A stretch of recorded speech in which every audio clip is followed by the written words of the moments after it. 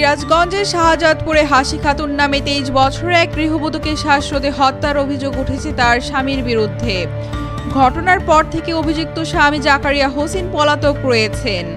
রোববার 27 এপ্রিল বেলা 11টার দিকে উপজেলার কায়েমপুর ইউনিয়নের সরাতইল সরকারপাড়া মহল্লায় স্বামীর বাড়ি থেকে নিহতের মরদেহ উদ্ধার করে পুলিশ।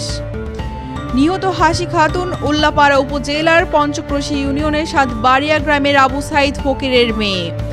নিহত হাসির পরিবার ও প্রতিবেশী সূত্রে জানা যায় 3 বছর আগে জাকারিয়ার সঙ্গে পারিবারিকভাবে হাসির বিয়ে হয়। তাদের একটি ছেলে সন্তানও রয়েছে। তবে সম্প্রতি জাকারিয়া প্রতিবেশী এক নারীর সঙ্গে সম্পর্ক গড়ে তোলেন, যা নিয়ে স্বামী স্ত্রীর মধ্যে কলহ শুরু হয়। এ নিয়ে বিরোধের জেরে রাতের কোনো এক সময় হাসিকে শ্বাসরোধে হত্যা করা হয়েছে বলে অভিযোগ পরিবারের।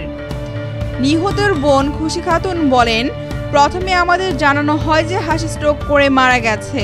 তবে এসে দেখি তার গলায় আঘাতের স্পষ্ট চিহ্ন রয়েছে। বিষয়টি পুলিশকে জানানো হলে তারা এসে মরদেহ উদ্ধার করে। শাহজাদপুর থানা পুলিশের ভারপ্রাপ্ত কর্মকর্তা ওসি আসলাম আলী জানান, নিহতের মরদেহ উদ্ধার করে ময়নাতদন্তের জন্য হাসপাতালে পাঠানো হয়েছে। প্রতিবেদন হাতে পাওয়ার পর মৃত্যুর প্রকৃত কারণ জানা যাবে। এই ঘটনায় আইনগত ব্যবস্থা প্রক্রিয়াধীন রয়েছে। মিমোশা মোস্তফা, মিম, ডিআরএল নিউজ।